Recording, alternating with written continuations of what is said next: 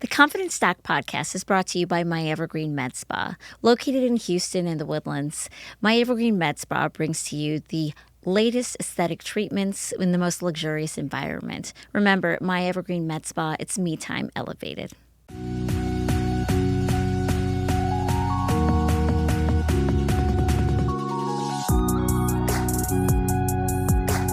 Welcome to a space where beauty meets authenticity and transformation is not just a possibility, but a promise.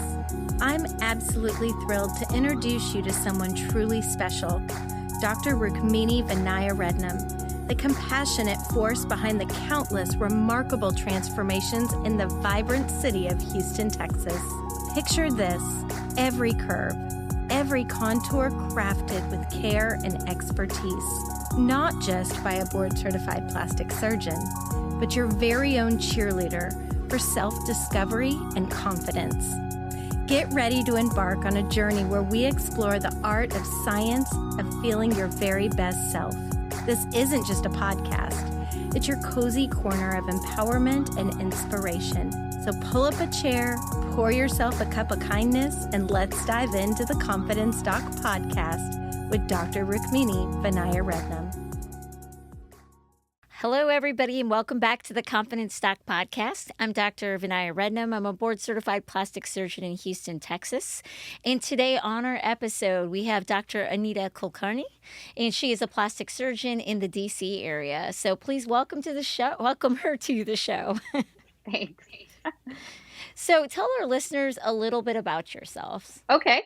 Well, I grew up in New Jersey, and my dad was in international business. So we moved to Korea for a while, and I went to elementary school in Seoul. And then we came back to New Jersey, and then I went to Northwestern. I went to University of Chicago for medical school. I did my plastic surgery training at Michigan, and then I did a cancer reconstruction fellowship at Memorial Sloan Kettering. And after finishing my fellowship, my husband took a job at Georgetown. He's a transplant hepatologist. And so we knew we were coming to the DC area. So I joined a group of 3 other surgeons. So there were 4 of us total in Bethesda. I was there for about 5 years. And then I decided to start my own practice, which is where I am now. The practice is DC Plastic Surgery Boutique. And our mission is that we are for women by women, which I know will resonate with you. All of our staff are women. All of our patients are women. And we serve this very specific kind of niche community. And it's been amazing. It's been almost 6 years, almost 7 years I've been doing that. And it's been a really fun journey, learning both about running my own practice as a business owner, being able to serve the women in my community, and kind of building this concept that ended up being, really resonant with the people around me. Well, I love that. I love that, for women by women. Yeah. What inspired you to become a plastic surgeon? Everybody's kind of got their story that led them down this path. So what took you down this path? So I knew I wanted to have a predominantly female patient population. I knew I wanted to take care of women. I thought about OBGYN, and the summer between my first and second year of medical school, I worked in a plastic surgery lab at NYU, doing it was basic science research, but they were doing microsurgery on mice, on rats. And that was the first time that I felt really blown away by the technical aspects of surgery, like what's possible. And I was watching these fellows and residents and attendings do this microsurgery on rats, and they're under the scope and they're sewing together these tiny blood vessels. And I just was so impressed. And I thought, well, that looks like something really cool. And then as I went through medical school, it kind of ended up marrying the 2 things that I really wanted, which was I wanted to take care of a female patient population. And then I had this thing that I found that was so technically interesting, which was microsurgery. And I did end up doing a microsurgery fellowship. I don't do as much microsurgery anymore, but that's kind of what led me down the road. So I actually went into plastic surgery to take care of breast cancer patients. And I did my fellowship in cancer reconstruction, and, did a bunch of microsurgery for the first few years of my practice. So yeah, that's really what drew me to it. So what is it about? So you said you really sounds like it from an early time you're really Yeah. drawn to wanting to be able to take care of women. So Yeah. why? Like what drew you towards that? I'm such a girl's girl. I always have been. Since I was a kid, I've always had a group of female friends. To this day, I always have groups of female friends. I and it's something I've always enjoyed. I was in a sorority in college, and I I know about myself that I always knew about myself that that's something that would make me happy in the long run. And there's nothing wrong with taking care of male patients. Lots of people do it, but the way my practice works now is that I take care of all of these women who, in another situation, could have been my friends, you know, and it makes my practice, it makes my clinic really fun. The crossover between my friends and my patients is pretty fluid, you know, like friends become patients and patients become friends all the time. And that makes the job fun. And so I always knew that about myself, and the practice that I ended up building sort of reflects that core value of mine. And as I've gotten more successful through time, I've really tried to channel some of that mission into other ways to help women that aren't as far along as I am. So last summer, I started this networking group called DC Female Business Owners Networking Group. And initially, I had just put this call out on social media saying, like, hey, like, other female business owners in DC, are you interested in networking? And the response was just tremendous. I mean, unbelievable, pouring in of responses. And so then I just started this Google contact form. I mean, it was all very ground up. Started this Google contact form, and I said, if you're a woman and you own a business in DC, and it's not medical, not surgical, just any business, sign up, and then we'll see what we can do about putting together some events, you know, because at the time when I got interested in that, I'd done a bit of a deep dive into women who own businesses. And um, you know, there's all these statistics on how like 50 something percent of businesses are owned by women in the US, or more, 60%. But though all those businesses together generate like less than 10% of the revenue, of like global revenue. Yeah. And there are a number of factors, but probably the main one is that women tend to own businesses that are lower dollar value. So women tend to own, you know, nail salons and hair salons and childcare facilities. So the revenue is not there. And then for the women that are building these bigger businesses, there are all these barriers. You know, there's a lack of access to networking. There's a lack of access to capital. And so those are the kinds of things that on a ground level, I wanted to see if I could do something about. You know, I can't solve every problem. I can't make, you know, maternity leave universal, right? But I can create a community of business owners that can share their struggles and can make entrepreneurship a little less lonely. So we started that. I started that in the summer of 2023. We started doing these quarterly events, and each event would be focused on something that a woman who runs a business would need help with, like marketing, for example. Or we had one where we had a panel with a small business accountant, a small business attorney, and a small business consultant. And they each gave their like top 10 tips I would give to, you know, business owners, and answered questions. This year, so it started growing. We're doing these quarterly events. And I tried to keep the number of attendees around like smaller so that it was a little more authentic. So around like 30 women at each event. And I find that if you have an event with 100 people, you just end up gravitating towards the people you know, right? But if you have an event with 30 people, there's a real likelihood that you'll connect with somebody that you wouldn't have otherwise connected with. So we started doing these quarterly events, and they got very popular, and the list grew, and the list has a couple hundred business owners on it, and the events are still going on. And so this year in 2025, I finally put together a small board for it with a few other people who can help, you know, put together and promote the events. So our next one in the summer, our next one is in the spring, and that one is a woman who built her business and then sold it to Utz, the potato chip company. Yeah, And yeah. then in the summer, Susan Tynan from Framebridge is going to come and talk to the female entrepreneurs. She's about her whole journey, like how she started, how she got series funding, how she ended up building this national, you know, I don't know if you've heard of Framebridge, but it's a big deal around here. So anyway, so that has been a really cool passion project. You know, nobody makes any money off of this, but it's just a great way for me to be able to channel that same energy into something that's beneficial to other women. Well, it's clear, like, just hearing you talk that you're, like, very, like, inspired and energetic about the business aspect of what you do, not just the, you know, the surgical aspect of it. Yeah, I mean, I think you kind of have to be. You know, being a solo practitioner is a little bit trial by fire, right? You start this business and you have no idea what you're doing because nobody told you anything.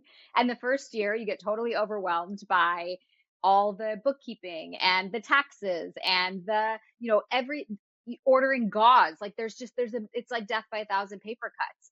And I think you have to force yourself to be good at this, just like you forced yourself to be a great plastic surgeon. You know what I mean? Like there's a learning curve to everything, and this running a business is no different. So exactly what the sentiment you're echoing is that part of the reason I created this networking group is to make those transitions a little bit easier for someone else. You know what I mean? So you don't have to reinvent the wheel every single time. And that's one of the things that I really love, especially like you see this a lot with women in surgery in general, is that we are always trying to mentor and network and help others because it's always been more of a challenge for us than our male counterparts. That's just Right. how it is, right? Right. And I feel like that's been a recurring theme, no matter what society or group you're in. It's just that people want to help you; they want to help you succeed. Yes, absolutely. And it's so different than even when I graduated from medical school in 2006, and then I was a resident until 2012. And when I started my residency, there were 4 women total in the program. It was the integrated program at Michigan. There were 4 women total out of a program of, whatever it was, 20 something people. And the 4 of us formed this little society called WIPS, which was the Women in Plastic Surgery. And we had, we would get together and we would kind of try to support each other. And last I checked, the program is now more than half women. So it's just the whole landscape has changed, and when we were coming through there, I feel like that transition was just happening where there was a subset of surgeons that were older that had been just abused and destroyed by the system, and they didn't necessarily want to be helpful to younger surgeons. And then there was this younger demographic of, the younger attendings when I was a resident, 15, 20 years ago, um, who who wanted to change that, who wanted to be different. And now I feel like the pendulum is totally swung the other way, where it's exactly what you said. In any professional setting I come into, the women in the room want to help the other women in the room. Now, I don't know if that's universal or if that's just because these are the rooms that I choose to put myself in, but I totally agree. I think we have seen a seismic shift in the way that women treat each other in the business and medicine world. Absolutely. I mean, and I was like you, like I graduated residency in 2014, and like it was the same thing. I had like one female attending who worked so hard, and I remember her telling me that she used to find the other female resident in her general surgery years, and they would go into a stairwell and cry once a week together. She's like, we would just hold each other and cry, Oh and then we would God. wipe our faces off and get back to work. Oh my And like God. we laugh, but I mean like I think we've all been in that situation where Right. you're like, "Oh my gosh, I just need another woman to commiserate with Yes. me." Exactly. And that's exactly what the whips was, and it was everything from the topics of conversation in the operating room. When I was a resident, everyone else in the room was a man. And so I mean, and not that men and women have, I don't want to generalize and say that no women are interested in sports or no men are interested in whatever else, Yeah, yeah. but I'm not really that interested in sports. And so it was a lot of standing around in operating rooms, like not really having anything to say or not having any way to connect. And that has, humans are naturally connectors. Humans want to feel connected to each other. And when you're in a situation where you're unable to connect with the other people in the room, that actually has ramifications for the things that you get to be allowed to do and for the responsibilities that that you Mhm. get and how valuable somebody sees you as a member of the team. Some of that depends on how much they like you, and how much they like you depends on how much they connect with you. And that's where that being the only woman in the room was always really hard. Well, it's also, like I remember my attendings inviting like my male counterparts out to go golf or do Yeah, something. And it technically was it appropriate to invite me by myself to go do that. right. And so I get it. And it wasn't because I totally felt like my attendings respected me, things like that, but Yep. I didn't have that. And so now building up networks of female, Yes. like business women and surgeons, I feel like I'm able to have those type of things now. And it's not like something that I have to be like, oh, is it appropriate or not for me to be hanging out with them? Right. And I've noticed, I looked through some of your old podcasts and I've noticed that you've had several female plastic surgeons on. And I think that's just awesome. I mean, it's such a reflection of how collaboration over competition. There's the whole mentality that we've shifted into, which I think is great, where we are trying intentionally to build each other up. And I think that's Yeah. awesome. Well, and a lot of our listeners don't know this, or the general public, that even though 98% of people who get plastic surgery are women, only 17% of board certified plastic surgeons are women, Totally. which just seems a It's little wild. crazy, It's and Yes. Yes. and we're And not saying anything bad about our male counterparts. They take really good care of their patients, but yes. it just seems very odd that many women are the patients, but so few women are actually taking care of them. Right, right. And it's actually, you don't see that in fields like OBGYN, where it's majority women physicians and majority female patients. It's specifically in plastic surgery. Or you don't see it in dermatology either. Dermatology is, it's very specifically in plastic surgery. But, we were 16% before, so we're moving on Slowly up. up. Yeah, we were probably 10% when we were in residency. I actually just got back from the Women in Plastic Surgery meeting. It was in Awesome. Boston. And what I love about that meeting that I get is just that every year it gets bigger and bigger, Yeah, and more people come. And now you get residents and medical students are coming. And I just think, man, I wish I had that when I was going through it, because I felt totally. like I didn't really have like this big group of women to look up to. Right. No, 100%. I mean, and I also think social media has changed that landscape a little bit too, because social media wasn't even around when we were residents. And when it first came out, it was, especially from an academic program, it was sort of taboo. Like, you really shouldn't be doing that. You shouldn't be having yourself on Instagram. And I think that in the same way that social media has um, made plastic surgery more transparent for patients, it has allowed women who are younger medical students, residents, to see this entire cadre of female plastic surgeons who have these great Instagram accounts, who are out there, like, not just doing surgery but living your life, right? Like, it's really inspiring for younger women to see middle-aged women, which we are now, to see middle-aged women, having a career, having a family, making it work, making it balance, like being honest about the struggles. I think that kind of mentorship, even from from a watch perspective, not even just from a, like, you don't know the person personally, but you're watching them, and you can see yourself in that person, and you can see yourself in those struggles and in that life. And that's just so important, because the old phrase, you can't be what you can't see, right? Like, Exactly. you Exactly. you have to see, and you have to see minority women doing it, and you have to see people that look like you making this progress. And another thing that I talk very openly about is how much success I've had, because I think one of the things that we're taught as women is to minimize ourselves, and to not seem showy or arrogant or whatever. And men never get told that, and, like, No. young women need to see a woman who's, like, just killing it, and they need to see that, because then they know that they can be that too. Well, it's interesting. I recently heard like a medical student who was, interviewing and for residency, and she said that she was advised by some of her attendings, like, don't smile so much, Oh. don't talk so much. I think you probably went through this where they told me what I should wear so I get taken Oh, yeah. seriously, not to. And now I love being on the other end of it. If I'm going to speak at something, I'm gonna wear whatever I want to Whatever you want. wear. Yes, yeah. You I want to like. wear a mini dress and some high heels, you wear a mini Exactly. dress. I wear some Who's going to stop stilettos, you? bright colors. I My love it. hair can be totally all curled huge. I I mean, love it. I don't care, because how I appear isn't like like directly relate to what's inside my brain and the quality Correct. of it. That's And right. I like being able to be seen as like, hey, guess what? You don't have to wear a boring suit and a pearl necklace Right. and to be taken seriously. Right. Totally. Yeah, 100%. And the more that younger women see that, and the more that men in the audience see you doing that, with each step of that, it becomes like a little bit less stigmatized, right? Like, it becomes like, okay, well, she's giving a great talk and she's dressed like that. And now that even those old male surgeons, now they've seen it once, and then it happens again. Now they've seen it twice. And then over time, that sort of stigma of having to wear like and look, if you're a medical student and you're going to a national meeting, yes, you're going to have to dress conservatively. It's not Yeah. your Yeah. time yet, girl. It's going to be someday. It's just not your time yet.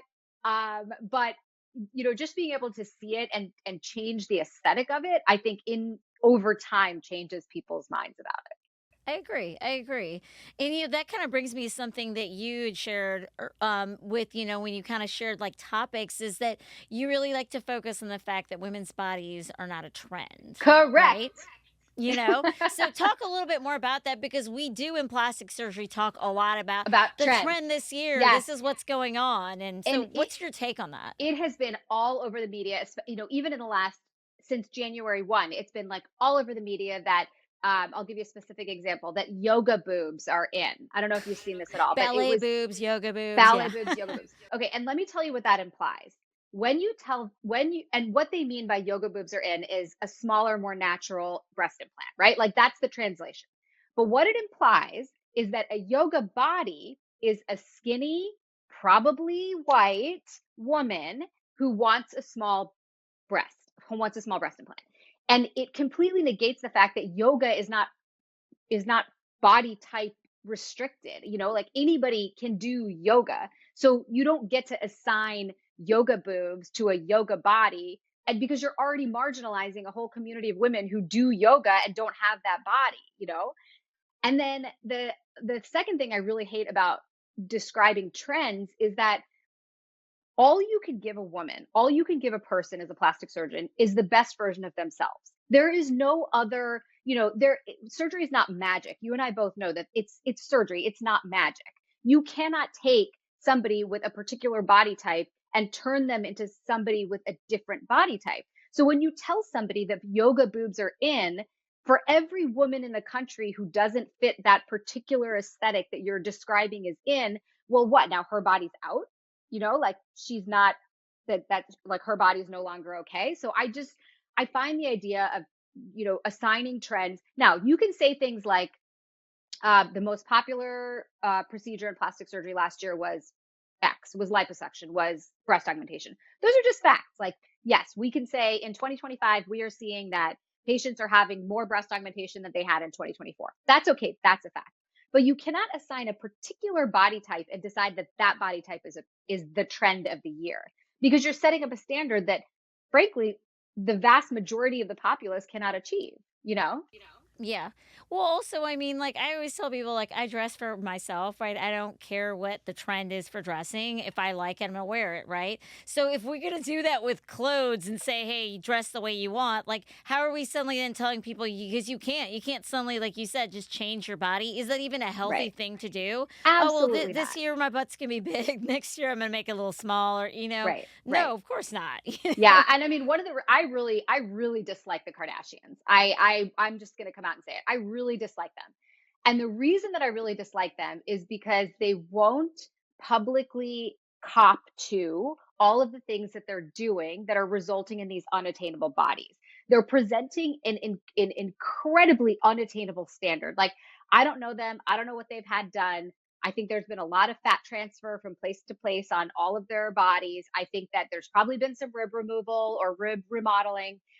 And they've created this aesthetic that, again, is like unattainable for the vast majority of people. And while on the one hand, you could say, well, that's a patient and they have their privacy and that's fine, you can't present your body as an ideal and have all of these young girls looking up to them and not at least admit that this is not your natural body, that you've done something to get there, because then you're setting up a whole generation of girls for body self-loathing, which is, it's so antithetical to all of the things that I try so hard to do in my practice. Like, part of being for women by women, it's not just our slogan. When we say that, we mean that, like, we believe in this woman's journey. We want this woman's plastic surgery journey with us. We want it to feel great for her. We want her to walk out at the end of the process feeling more at home in her own body than she ever felt before. And that is so far from these unrealistic beauty standards that I don't know, it's hard to reconcile. I couldn't agree with you more, because I actually remember, like, way back, remember when Kim x-rayed her bottom? Oh At yeah. that point, people didn't really know much about fat transfer at that Right. point, and so she was knowingly doing that, lying to people, and felt totally fine about it, clearly, right? Right. Right. and a lot of what they do is to sell products, right, that they push. Right. And so how are you being role models and being and like and you are when you're in the public eye, you make the choice, I'm going to be a role model or not. And like in Right. that case, they're pretending that they're being something that they're not. And it's putting a lot of people through a lot of unnecessary feelings about themselves because, Right. well, they didn't need to do anything to get there. Well, no, clearly they have. And Right. it's even worse now that they cop to some of it and not like, oh no, I've never done this, but I've done this. Well, Yeah. no, come on. I have eyes that can see the rhinoplasty. Well, It's just, and then the Ozempic and the massive weight loss and not copping to, to being on weight loss drugs. And you and I are both plastic surgeons. I don't have any problem with you doing whatever it is that you want to do for your body, but just just admit it, like just be honest about it. At least you don't have to give full transparency, but you do have to say that I have done some things to make my body look like this. This is not my natural body. I kind of think you owe that to the public. Well, what's interesting is I feel like in some other countries, they are very much like that. For example, in Brazil, right, getting plastic surgery Oh, is pretty normal. In fact, normal. you're happy to Yeah. be like, oh, yeah, I got these done. I got this. And I think it's a really healthy way to be. And I know Yes. some people will look at it and be like, oh, they get too much. Well, they're just being honest. Like, Right. I think it's super healthy that they're just like, yeah, I wanted to do something and change myself to make myself feel good. And I Yeah. did. Yeah. Yeah. Yeah. For sure. Exactly. Like you said, at least they're being honest about it. So, what would you say are some of the most common procedures that you perform on women? So I have a very niche practice. I really only do mommy surgery. So I do breast, belly, lipo, and Okay. labiaplasty, and that's it. That's all I do. So no facial surgery, pretty much body. Okay. Just those three things. Yeah, four things. And that sort of evolved over time, as with all of our practices. For the first 5 years of my practice, I did a ton of breast reconstruction. That's when I was doing more microsurgery, more of what was related to my fellowship. And when I started this practice, actually the reason that I stopped doing breast reconstruction was not my own. I mean, like many physicians, when I left my practice, I had a non-compete. So I was contractually prevented from doing breast reconstruction for several years after I started my practice. And when that was during that time period, what my practice ended up evolving into was a lot more breast, belly, lipo, mommy surgery. And when my non compete expired, for me to go back into doing breast reconstruction would have totally disrupted the practice that I had already built. And I really enjoy it. I mean, I'm 44. I have two girls who are 13 and 10. So I'm kind of right in that window with my patients. Most of my patients are between like 30 and 55. So I'm kind of right there with them, and that makes it fun. I mean, that's what I was saying before. Like my clinic is fun. I like seeing these patients. I like the patients. I think they like me. And the journey becomes like so much more enjoyable for both of us, for all of us, because we are in the same phase of life, and I kind of understand their struggles. So a lot of what I talk about in the consultation, we talk about the surgery for sure, but I have like a 5-minute spiel on like what kind of childcare you're going to need after surgery, who's going to need to do what, how long it's going to be till you can drive carpool again, how long it's going to be till you can give a bath again, like these really specific, things that moms have to do and think about, because having been there, I relate to them. So yes, I know I just do mommy surgery. I operate Tuesdays and Wednesdays. I typically do one full mommy makeover surgery Tuesday, one full one Wednesday, and then maybe an additional breast reduction, augmentation, tummy tuck, something like that. So are all of your patients mothers, or are you doing some of these surgeries on women who have some of the changes that you might see with, having children, but didn't necessarily have kids? Yeah, I mean, I would say probably 80% of my patients are moms and are doing like post-pregnancy body contouring, but I have seen a rise, I would say in the last year, I've seen more menopause makeovers. So I've seen more women who Menopause. are, and I saw that on somebody else's social. I was like, yes, I'm seeing this too. More women in their 50s and 60s who sometimes they had surgery, like they had their tummy tuck and their breast implants when they were 30 and or whenever they finished having kids. And then now when they've gone through perimenopause and menopause, you know how it goes, things shift and fat moves and your body's not the same as it was. And so I'm doing a lot of those now. So I'm seeing women who I'm replacing implants, I'm taking implants out and doing lifts, I'm doing, revision tummy tucks, a little more lipo, that kind of thing. So that population is definitely rising. Yeah, I've seen that as well. And I think you make a good point here too, as well, is that just because you've had some sort of body contouring, breast surgery, plastic surgery doesn't mean that you might not want to have some more later in life, because our bodies aren't static and they change and Right. we Yeah. age. And, Yeah. some of us put weight on, some of us lose weight as we get older. So Right. just knowing that, like, yes, your results look great for certain periods of time as long as you maintain, but there's still going to be times where you might want to do more later. Right. Right. And the thing I like about inviting um, that into my practice and doing like a little bit more of that is that I really love that my practice can age with me. Because like I said, like I feel so connected to the population that I take care of. And I love the idea that like, okay, well now in 5 or 10 years, like that'll be me and that'll be my next, and then maybe I'll take care of more of those women. So that Yeah. part's fun too. And I think that's one of my favorite parts about plastic surgery is, unlike some other surgical specialties, we really do have longevity with our patients when we want it. Yeah. Because I've taken care of like moms and daughters and Yeah. family members, and Restoration. it's like, Yeah. it's nice because you build really nice relationships, and I don't think every surgical specialty gets that. Yeah, there's definitely more of like a one and done. If you're taking out a gallbladder, then you take out the gallbladder, you never see the patient again. But our patients, if they're coming in for surgery, then they might come back for non-surgical stuff, for injectables, and they come with the practice, and then they become part of the practice family, and a lot of times they stick with us.